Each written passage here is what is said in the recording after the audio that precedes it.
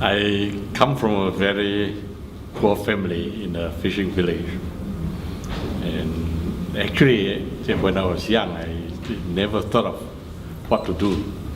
At the end, after my high school, got a government bursary to enter University of Malaya. And then only at the time I started to think, okay, what should I do? So I thought to myself, maybe I should go to America. So I applied for the Fulbright scholarship, got it. But at that time, only then I discovered that I was not a citizen. So I couldn't get a passport.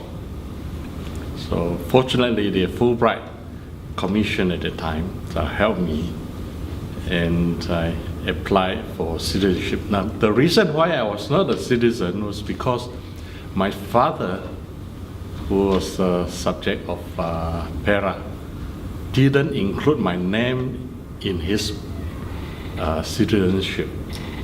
So after he passed away, I was not a Malaysian citizen, although my sister and my brother were all citizens. So I applied, and the first round, I was interviewed in Petaling Jaya. I failed the interview, of course the interview for Bahasa. At that time, they asked me, what is the Malay word for convocation?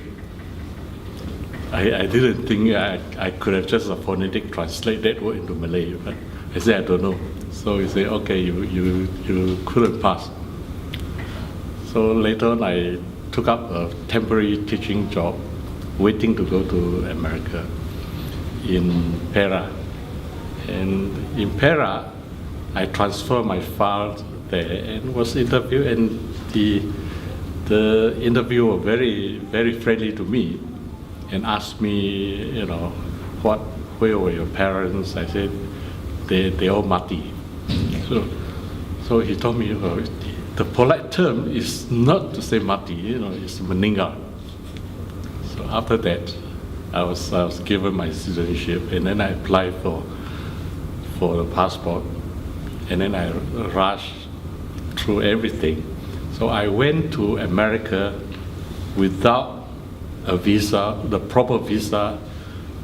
I only had a telegram from University of Illinois. Didn't tell me whether I need to apply for the accommodation. So I just went there with a little bit of money. I remember I have $100. Then off I go to America. And on the way to America, I spent $50. So I landed. I was actually quite sick, but everything turned out quite okay, except for the fact that my luggage didn't come with me. So I was in US in the autumn without any clothing for 2 weeks and without a place to stay. But I managed to get through everything, so it's quite a trip for me. But in Illinois, actually before I went there, I have already made up my mind I want to do theoretical physics. And that was actually inspired. In those days, it was 1956. 66. I was inspired by Professor Xian Yang and T.D. Lee, who won the Nobel Prize. And I thought to myself, well, if these two gentlemen from Asia can get a Nobel Prize, maybe I should try that. So I entered theoretical physics. Well, the University of Malaya at that time, actually, in the physics department, was quite loose in the sense that it allows staff to do whatever research they want to do. So I was the only one in the country doing theoretical, well, not really theoretical physics, but very few theoretical physicists at that time. And theoretical elementary particle physics, even less. I was probably the only one. I think Malaysia and Singapore added together, I was the only one, and very few from Hong Kong. Taiwan, maybe a few more, but I have to actually go overseas to Italy to continue my research whenever I can. Well, I was actually trained when I was in Illinois, trained in the field of Reggie Poe and Reggie Card, but unfortunately this field died off. So I have to switch field, and in 1980 I had an opportunity to go to Austin, University of Texas in Austin, and at that place I went to listen to Professor Weiber, Stephen Weiber, sat in his class for supersymmetry, and then I got interested in supersymmetry. I should, well, all the while I have the opinion that Malaysian scientists are equally bright compared to US. Well, when I was in US, I was top of the class. But the problem is that we do not have the environment, the proper encouragement, and also the weather, the hot weather actually take a toll, and you tend to be more relaxed. And I found myself, I was more productive whenever I go to Italy, Trieste. I could write 3 or 4 papers in 3 months. But when I was in University of Malaya, probably less than 1 paper in a year. So that tells the situations quite correctly, in a sense that we have to provide proper atmosphere and encouragement for researchers.